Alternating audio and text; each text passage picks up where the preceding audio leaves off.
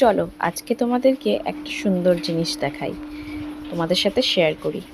এটা প্রথমেই বলি, আমার মা আমাকে পাঠিয়েছে। মায়েরা তো খুব যত্ন করে আদর করে রাখে সব বাচ্চাদেরই। তো আমি যতই বড় হয়ে যাই না কেন, মায়ের কাছে খুবই ছোট। তো সেই ছোটবেলার কথা ভেবে মা আজও আমি যা যা খেতে ভালোবাসি সবটাই পাঠায়। মায়ের কথা না বললে একদম অসম্পূর্ণ। এই যে দেখতে পাচ্ছ, এটা হচ্ছে একটা বিস্কিট। তোমরা কে কী নামে চেনো, কে কী নামে বলো, আমাকে কমেন্টে জানিও। কিন্তু আমি এটা জানি ছোটোর থেকে প্রজাপতি বিস্কুট বলে। আমার এই বিস্কুটটা খেতে কিন্তু বেশ ভালোই লাগে। এটা কিন্তু বেকারিতে পাওয়া যায়।